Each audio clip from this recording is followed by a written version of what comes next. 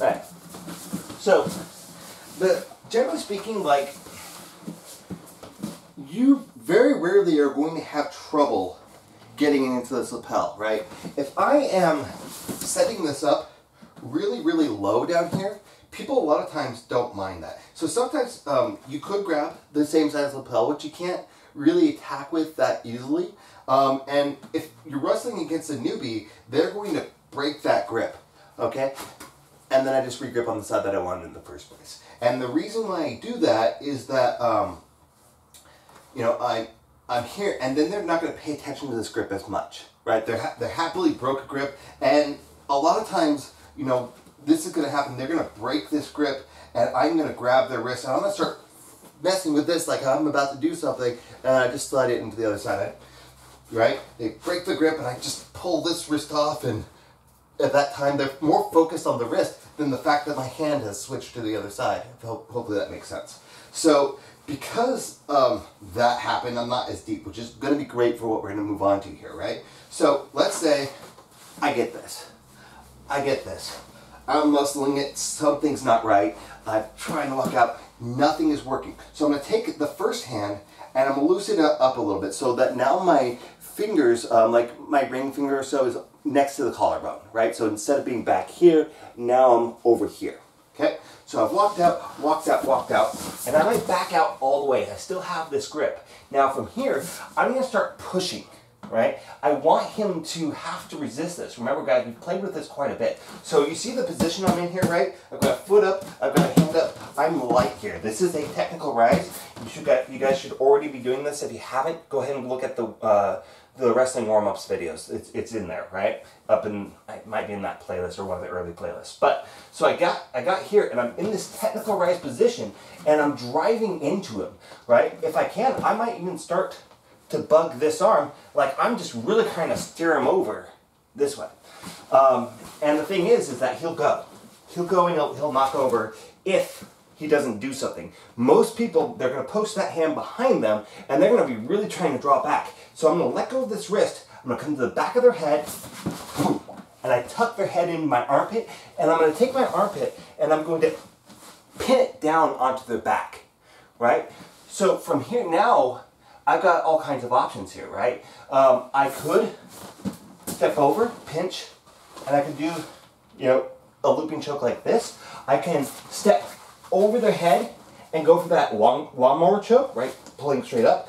I'm using my legs to pinch here. The main thing about when we come into that lawnmower choke, right?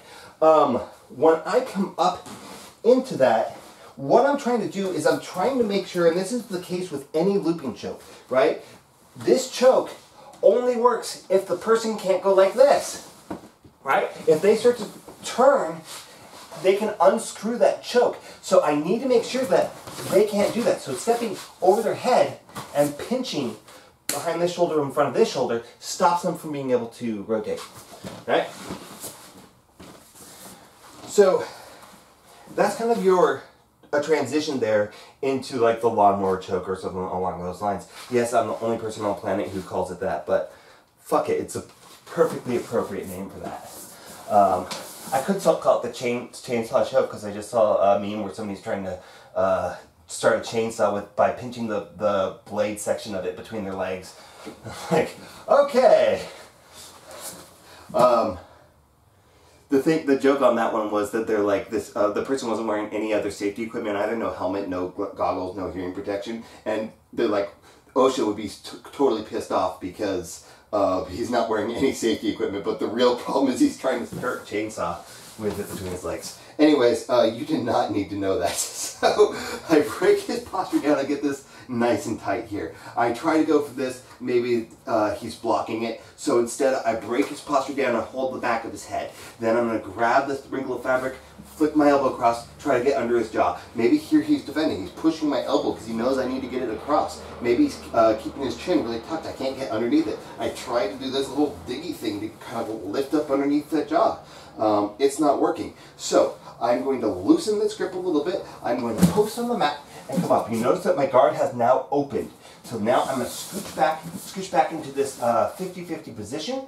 And now, technical rise, right? And from here, I'm going to start pushing him back. When I feel him push back into me, I throw my shoulder over the top, and then I pressure my anterior deltoid into his back, right? This little nub of your bone here, your humerus, right into his back, and I keep that pinned. One thing that people get wrong with these guys is a lot of times they're here, and it becomes really easy for somebody to pop their head back in. So it's really important that we get here. Now another way that we can finish this, so we can go into that, we can start going for one of these guys, right? Hell, this would help. Underhook that arm, and then go for it, sure. Or you go into that lawnmower choke, or whatever. Or I keep this pinned, and then I sit back into my guard. His hand would be on this side, right? And so now I'm in this position, and now I can finish here from the guard. So there's your kind of looping choke from this failed cross lapel choke. And that's kind of what I want you guys to really get from this playlist is, yes, I want you to learn the mechanics of a cross lapel choke, but like anything else that I've told you, one thing leads into the other thing, leads into the other thing. So if you're not getting something, move on to the next thing that is the logical progression from that, which brings me into the next video.